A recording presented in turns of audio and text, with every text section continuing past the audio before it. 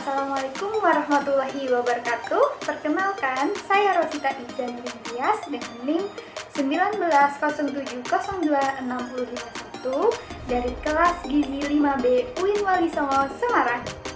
Di sini saya akan mempresentasikan tentang diabetes mellitus guna memenuhi tugas ulangan tengah semester 5. Tahukah kamu apa itu diabetes mellitus?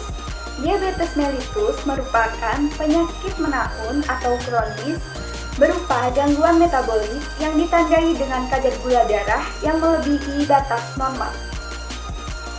Berikut jenis-jenis DM, yaitu DM tipe 1, merupakan ketiadaan total hormon insulin. DM tipe 2, merupakan penurunan sensitivitas insulin. DM gestasional merupakan intoleransi glukosa yang timbul atau terdeteksi pada kehamilan pertama. Dan yang terakhir, DM tipe lain.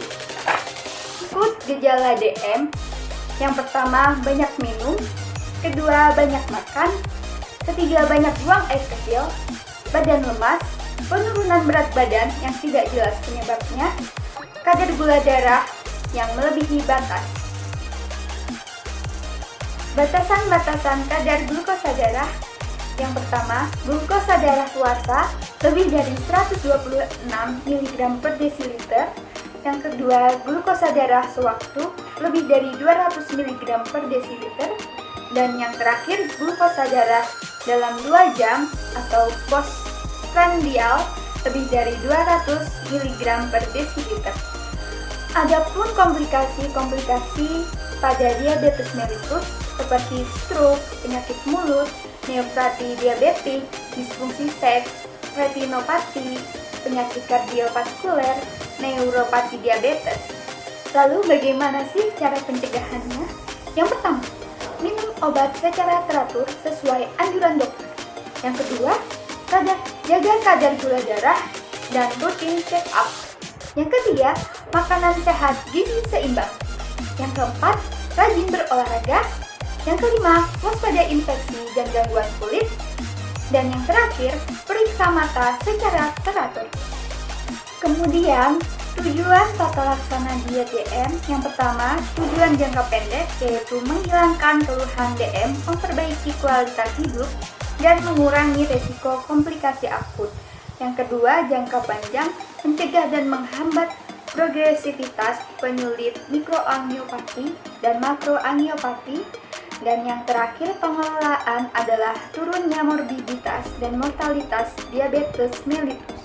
Kemudian adapun prinsip dan syarat diet diabetes mellitus. Yang pertama, asupan karbohidrat sekitar 50-55% dari kalori.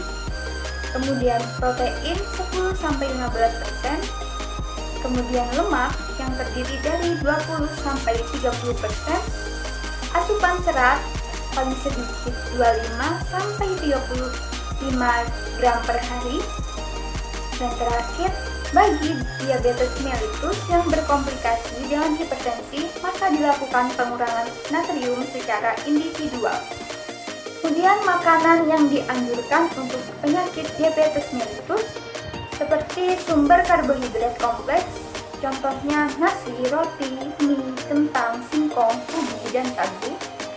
Kemudian sumber protein rendah lemak seperti ikan, ayam tanpa kulitnya atau dagingnya saja, susu skim, tempe, tahu, dan kacang-kacangan.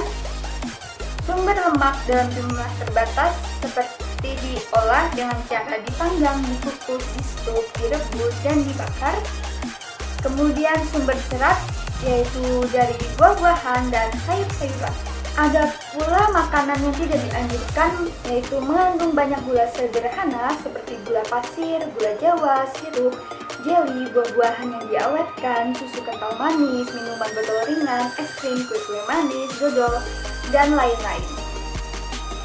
Nah, ini adalah contoh menu menurut standar rumah sakit untuk penyakit diabetes mellitus dengan kalori 1700 kilokalori. Kemudian, siapa saja sih yang beresiko terkena diabetes mellitus? Yang pertama, orang yang sudah berusia lebih dari 45 tahun, riwayat keluarga, riwayat diabetes gestasional, riwayat berat badan lahir rendah, kurang dari 2,5 kg, dan yang terakhir riwayat melahirkan berat badan bayi lebih dari 4 kg. Nah, sekian presentasi dari saya. Wassalamualaikum warahmatullahi wabarakatuh. See you.